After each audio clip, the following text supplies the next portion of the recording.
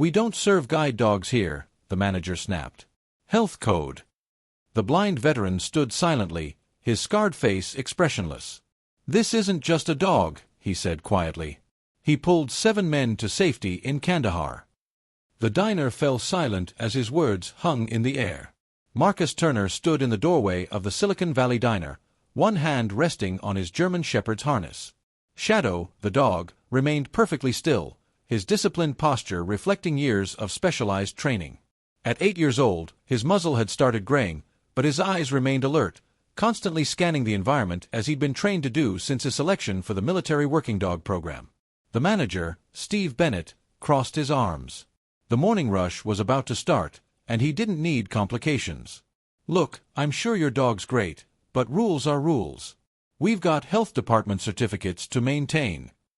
Marcus's scarred face betrayed no emotion, but his grip tightened slightly on Shadow's harness. The dog responded instantly, pressing closer to his handler's leg, a calming technique he'd learned during their years together in combat. "Sir," Marcus said, his voice carrying the quiet authority of someone used to being heard without raising his voice, "under the Americans with Disabilities Act, service animals are legally permitted in all public establishments. Shadow is a certified service dog." A young waitress, Angela Martinez, watched the exchange from behind the counter, her discomfort evident. She'd started working at the diner just 2 months ago, saving money for nursing school. Something about the veteran's bearing, the way he held himself despite his disability, made her step forward. "Mr. Bennett," she began, "my brother serves in the Marines. Maybe we could—" "Not now, Angela," Bennett cut her off. "I've got a business to run. Can't have animals where people are eating." Marcus reached into his jacket, producing a worn military ID and a service dog certification. "Shadow isn't just any dog," he explained patiently. "He served 3 tours in Afghanistan as a multi-purpose canine with the Naval Special Warfare Development Group." An elderly man at the counter set down his coffee cup, suddenly paying close attention. His Vietnam veteran's cap marked him as someone who understood service. "After I lost my sight," Marcus continued, "Shadow was retrained as a guide dog. But before that—" His voice trailed off, memories surfacing of nights lit by firefights and days spent trekking through mountain passes. Bennett grabbed the ID and certification, studying them with exaggerated skepticism. These could be fake. Lots of people try to pass off their pets as service animals these days. Shadow remained motionless, exhibiting the iron discipline that had made him legendary among special operations teams. Only his eyes moved, constantly assessing, protecting, skills learned in combat that had seamlessly transferred to his new role as a guide dog. The elderly veteran at the counter stood up. "Son," he addressed Bennett, "look at how that dog holds himself. That's no fake. I worked with K9 units in Nam. You can't imitate that kind of training." "It's my diner," Bennett insisted, but with less certainty. "My rules." Marcus nodded slowly. "You're right. It is your diner. And if you want us to leave, we will. But first, let me tell you about the night Shadow earned his Bronze Star." The diner had grown completely quiet. Even the kitchen staff had paused their preparations, drawn by the tension in the air. "Bronze Star," Angela whispered. "The dog has a Bronze Star?" "April 15, 2019, Marcus began, his unseeing eyes focused on memory. "Our unit was conducting a high-risk operation in Kandahar province. Intelligence had located a high-value target, but the compound was heavily fortified. Shadow was our point man, trained to detect both explosives and enemy combatants." Bennett shifted uncomfortably, but didn't interrupt. "We breached the outer perimeter at 0200 hours. Shadow alerted to multiple IEDs, saving our entire team. But then everything went wrong. The intelligence was a trap. We took heavy fire from multiple positions. 3 of our men were hit in the first volley." Marcus's hand moved to Shadow's head, drawing strength from the contact. The dog remained perfectly still, but pressed slightly closer to his handler's leg. The shooting was intense, the night lit up like day from tracer rounds. We were pinned down, our wounded exposed to enemy fire. That's when Shadow broke protocol, the only time in his career. Without commands, he ran into the kill zone. The elderly veteran nodded knowingly. Combat dogs are trained to stay with their handlers unless specifically ordered forward. Shadow knew the wounded men from training, Marcus continued. He'd played with them during downtime, eaten with them, slept in their quarters. One by one, he grabbed their tactical vests and pulled them to cover. 7 men, each heavier than him, under constant fire. Angela had moved closer, tears forming in her eyes. Even Bennett's hostile stance had softened slightly. "The last man he pulled to safety was me," Marcus said quietly. "I was unconscious, bleeding out from shrapnel wounds. Shadow had been hit twice by then, but he didn't stop. He pulled me 50 meters to the evacuation point. The doctors said if he'd been 2 minutes slower, I wouldn't have survived." He touched his face, where scarring marked the injuries that had eventually claimed his sight. "I lost my eyes to a secondary infection, but Shadow never left my side. When I was cleared for a guide dog, he went through the training program. Refused to be paired with anyone else." The elderly veteran stood and approached, snapping to attention. "Staff Sergeant Howard Miller, 101st Airborne, retired. It would be an honor to buy breakfast for both you and your Bronze Star recipient." Before Bennett could respond, other customers began standing. A trucker removed his cap respectfully. A businessman in an expensive suit stepped away from his table. "I'll cover their meals for a month," he announced. "That's not necessary," Marcus said. "We can find somewhere else." "No," Bennett interrupted, his face flushed with shame. "Please, stay. I was wrong. Your dog, Shadow, he's welcome here. Always." Marcus stood silent for a moment, then nodded. "Thank you. But understand, this isn't about me or even Shadow. It's about respect for service, whether it walks on 2 legs or 4. Angela quickly guided them to a corner booth, a tactical position, she noticed, with clear sight lines to all entrances. Shadow settled under the table, still alert, still protecting. As she poured coffee, Angela noticed something extraordinary. Other customers were making calls, sending texts. The quiet dignity of the blind veteran and his heroic dog had touched something deep in those who witnessed their arrival. What no one in the diner realized was that word of the incident was already spreading through very specific channels. By nightfall, messages would reach people who remembered Shadow's call sign, who had fought alongside him, who owed their lives to a dog who had never learned to leave a fallen comrade behind. The morning continued normally, but there was a different atmosphere in the diner. Customers spoke in hushed tones, many stopping by Marcus's table to thank him for his service. Shadow accepted their attention with professional detachment, never breaking his vigilant watch over his handler. Howard Miller, the Vietnam veteran, lingered at the counter, making a call of his own. "You're not going to believe who I just met," he said into his phone. "Remember those stories about the seal dog in Kandahar? The one they called the Ghost Guardian?" As the morning sun climbed higher, casting long shadows through the diner's windows, no one suspected that this was just the beginning. The next day would bring something unprecedented, as those who understood the true significance of Shadow's service responded in their own unique way. Marcus and Shadow finished their breakfast quietly, the veteran eating with practiced precision while the dog remained vigilant. They paid their bill, though several customers tried to cover it, and walked out with the same dignity with which they'd entered. Angela watched them leave, then noticed something on their table. A weathered photograph showing a younger Marcus, still sighted, with Shadow in full tactical gear. On the back was written a simple message: "Some heroes walk on 4 legs. Some loyalty lasts forever." The photo would soon have a permanent place of honor on the diner's wall. But by then, the story of the blind veteran and his Bronze Star dog would have triggered a response that would transform not just the Silicon Valley diner, but an entire community's understanding of service, sacrifice, and the unbreakable bonds forged in combat. By evening, the Silicon Valley diner had become the epicenter of an unprecedented mobilization within the special operations community. The video of Marcus and Shadow's encounter, captured by a customer's phone, had spread through private military networks and encrypted channels rarely seen by civilians. Commander Jack Morrison, currently stationed at Naval Special Warfare Command, sat in his office watching the footage for the 3rd time. His hands clenched involuntarily when he recognized Marcus Turner, and more significantly, Shadow. "Get me everything we have on Ghost Team's last mission in Kandahar," he ordered his aide. "And find out who's still in the area from Echo Squadron." The aide hesitated. "Sir, most of those files are still classified." "Then unclassify them," Morrison snapped. "That dog saved half my team. And Turner deserves better than being turned away from a damn diner." Across the country, similar scenes played out in military offices and private homes.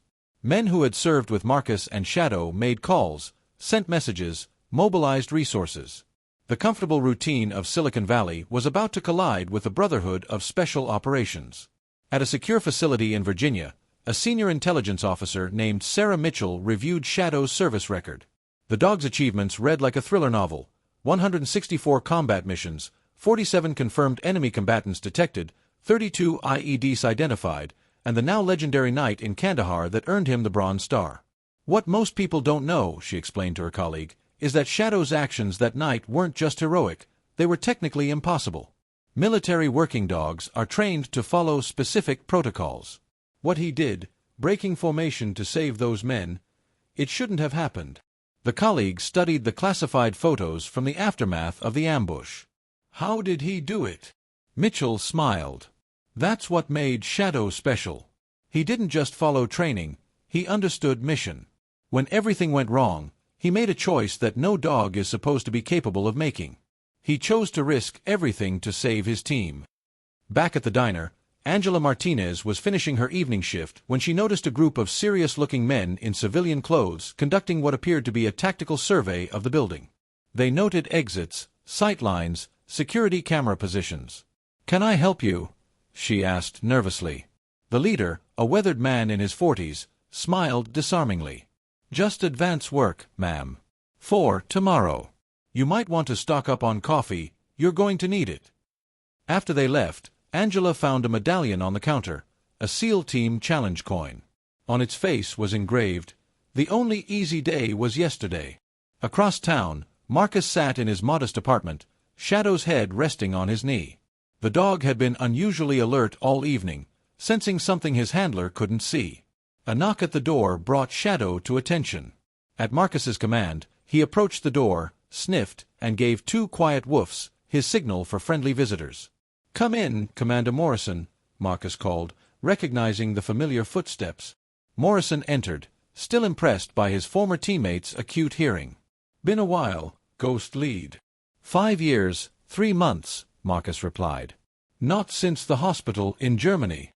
His hands absently stroked Shadow's fur. "What brings you to Silicon Valley?" "That video from the diner. It's gone viral in certain circles." Morrison settled into a chair. "The boys aren't happy, Marcus. That kind of disrespect. It doesn't sit well." Marcus shrugged. "It happens.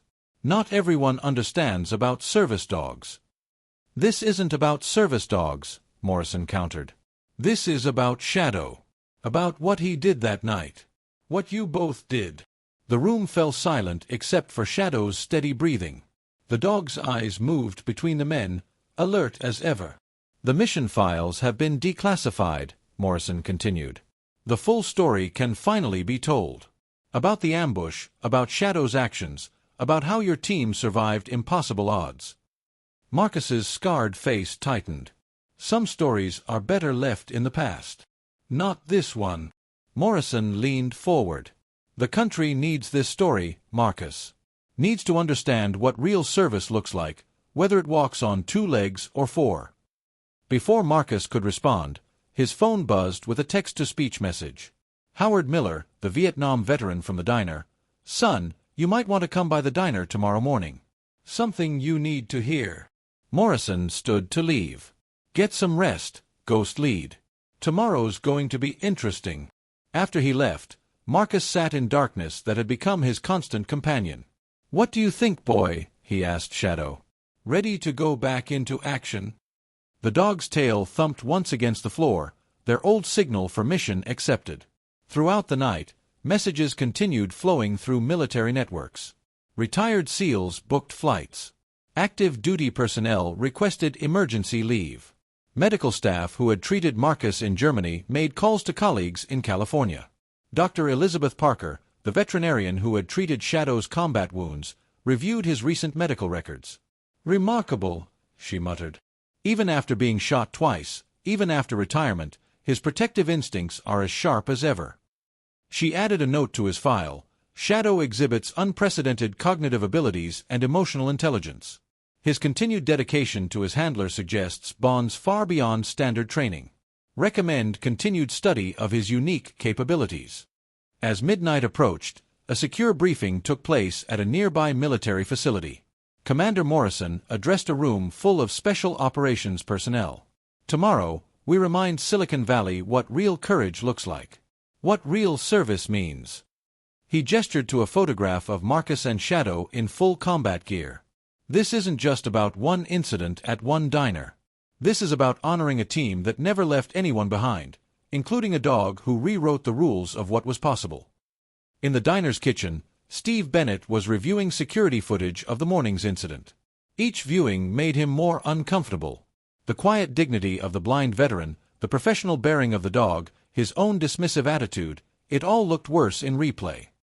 He'd seen the mysterious visitors conducting their survey. He'd noticed the increased chatter among his military customers. Something was coming, and he had a feeling his comfortable world was about to change.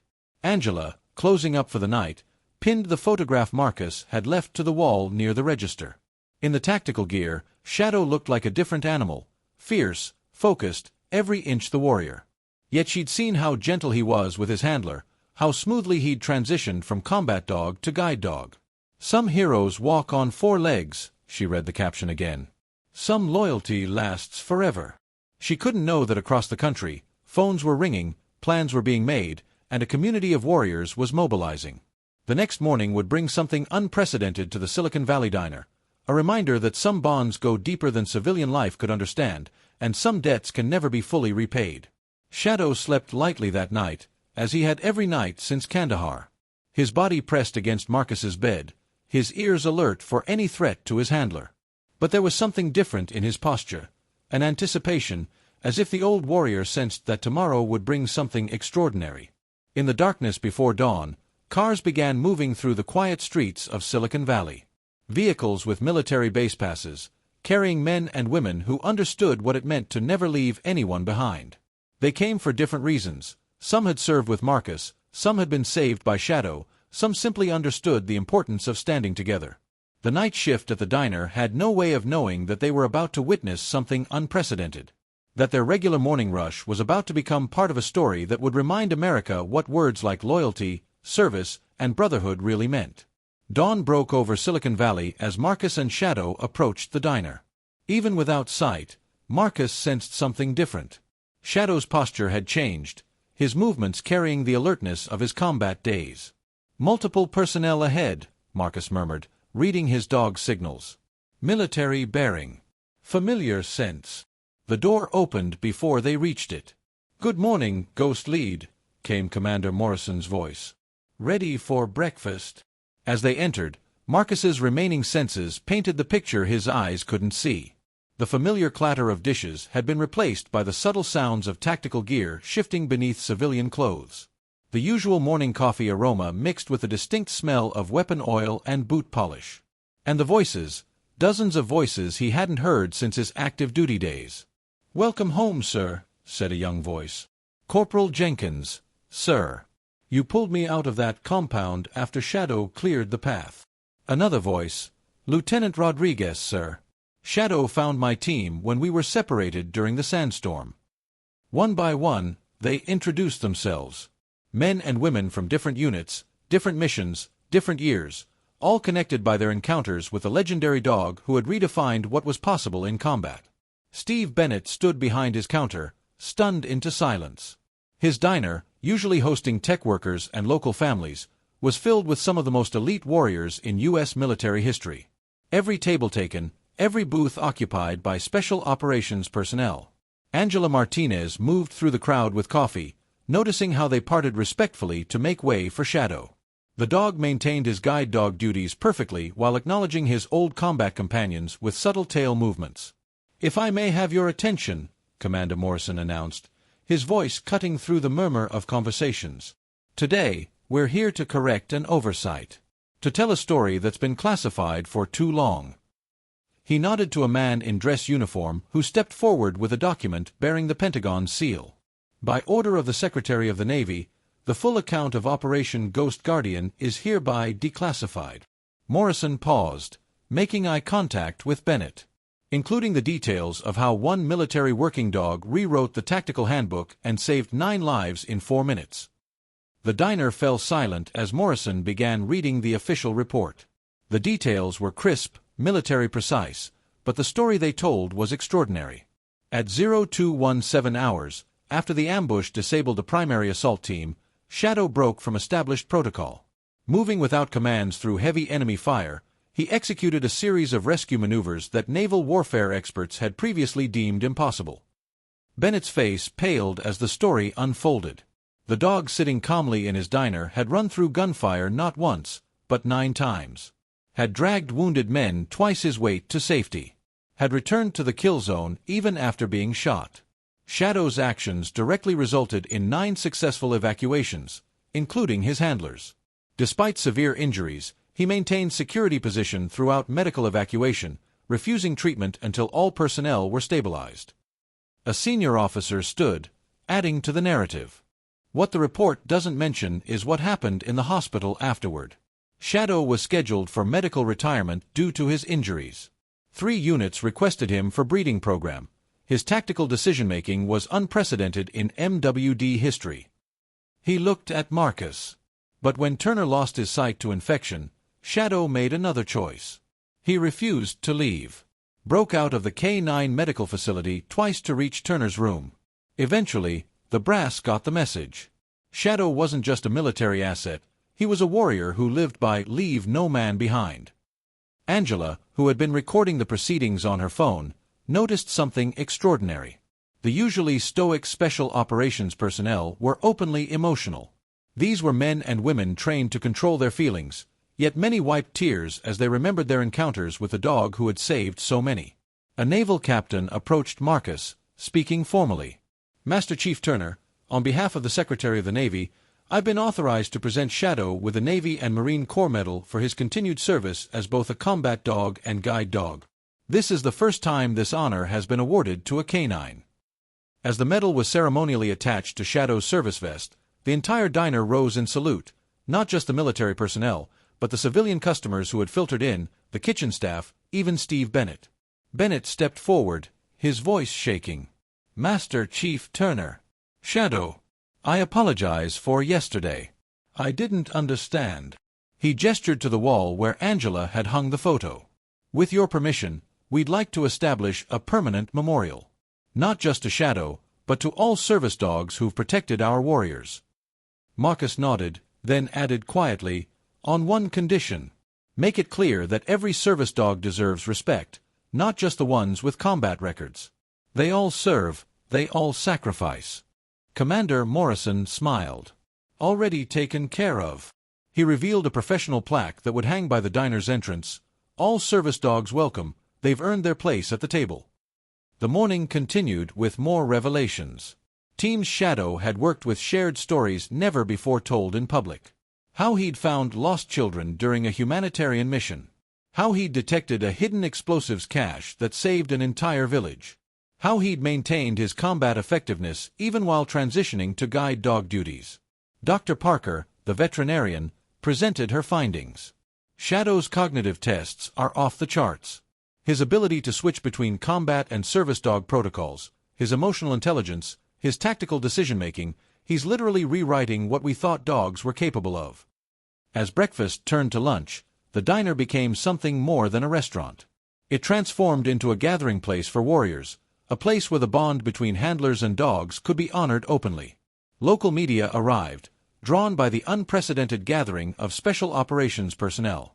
But the story they found wasn't just about military honors or classified missions. It was about loyalty that transcended training, about bonds forged in combat that evolved to meet new challenges. A young girl approached Shadow, asking permission before petting him. "Is it true he's a hero?" Marcus smiled. He'd say he was just doing his job. First as a warrior, then as a guide. The real heroes are the ones who never came home. As afternoon approached, the gathering showed no signs of dispersing. More military personnel arrived, including K9 handlers with their dogs. Each service dog was welcomed with full honors, treated with the respect their service demanded. Bennett, watching his transformed diner, made an announcement. From today forward, all service dogs and their handlers eat free at Silicon Valley Diner. And we're renaming our back room Shadow's Den, a place where handlers and dogs will always be welcome. The impact rippled beyond the diner. Other local businesses, inspired by the day's events, began changing their policies. A hotel chain announced new service dog accommodation protocols. A tech company started a program to support retired military dogs. As the sun began to set, Marcus and Shadow prepared to leave. The crowd parted again, forming an honor corridor. Shadow, despite his years and scars, walked with the proud bearing of his combat days while perfectly guiding his handler. "Ghost lead," Morrison called out. The boys were thinking, maybe you could come by more often. Share some of those stories that are declassified now. Help train the new handlers. Marcus paused at the door. Only if Shadow approves. He's earned the right to retire in peace. Shadow's tail wagged once, their old signal for mission accepted. The gathering gradually dispersed, but its effects would be lasting. The Silicon Valley Diner became known as a place where service dogs were treated with exceptional respect, where veterans gathered to share stories, where the unique bond between handlers and their dogs was understood and honored. The photo on the wall, Shadow in his combat gear, was joined by others. Pictures of service dogs past and present, each with their own story of dedication and sacrifice. The diner became a living memorial to the four-legged heroes who served alongside America's warriors. And every Wednesday, without fail, Marcus and Shadow held court in Shadow's den, surrounded by handlers and dogs, sharing wisdom earned in combat and refined through years of partnership. The legendary dog who had broken protocol to save his team now helped train new generations of handlers, teaching them that sometimes the strongest tactical advantage was the unbreakable bond between human and canine. Steve Bennett kept the security footage from that first morning, not as a reminder of his mistake, but as a lesson in humility and recognition. "Some heroes walk on four legs," he would tell new staff during training. "And in this diner, they'll always have a place at the table." Shadow continued his duties as a guide dog with the same dedication he'd shown in combat. But now, when he entered the diner, he was greeted not with resistance but with respect. Military personnel would snap to attention, civilians would pause in recognition, and new service dogs would be introduced to the legend who had redefined what it meant to leave no one behind. The story of the blind veteran and his Bronze Star dog became more than local legend. It became a reminder that courage wears many forms, that loyalty knows no bounds, and that sometimes the greatest heroes walk silently among us on four legs, asking nothing but the chance to continue serving. And in the quiet moments, when the diner was empty save for Marcus and Shadow at their regular table, handler and dog remained as they had been in combat, a team, bound by trust, dedicated to their mission. Different battlefield, same unwavering loyalty. Shadow's legacy lived on not just in military records or medals, but in every service dog welcomed without question, in every handler treated with respect, in every reminder that some partnerships transcend the ordinary, becoming something extraordinary through the simple act of refusing to leave anyone behind. Thanks for watching. See you again in the next video. Stay stunned.